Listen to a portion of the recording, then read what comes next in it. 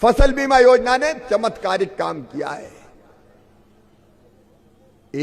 हमारे किसानों को 1,92,000 करोड़ रुपए का क्लेम मिला ही अपने आप में एक रिकॉर्ड है।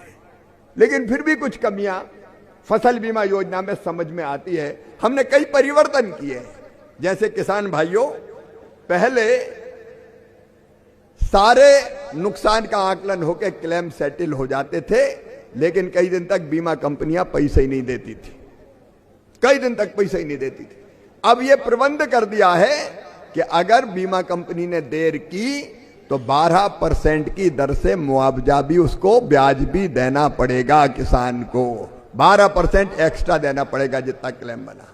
और राज्य सरकार भी अपना हिस्सा देने में देर करती है तो उसको भी 12% ब्याज देना पड़ेगा किसान को। देर से मिला तो किसान को ब्याज मिलना चाहिए कि नहीं मिलना चाहिए? अरे जोर से बोलो, मिलना चाहिए कि नहीं? मामा बात करता है, केवल भाषण नहीं देता, मिलना चाहिए। और राज्य सरकार को भी 12% देना पड़ेगा। किसान को देर से दे रहे हो और पैसा तुम्हारे पास रखा है, ये कैसे चलेगा जी? तो 12% ब्याज उस पर भी लगेगा। और हमने भी एक फैसला किया, केंद्र सरकार देर नहीं करेगी। अगर राज्य सरकार ने देर की तो भी केंद्र सरकार अपने पैसा तुरंत किसान के खाते में डाल देगी, तो कम से कम ये पैसा तो पहुंच जाए। नहीं तो बोले केंद्र का, राज्य का नहीं आया तो केंद्र का भी मत दो, पिसता कौन? किसान। और इसलिए नहीं होगा, ये रिफॉर्म किया है।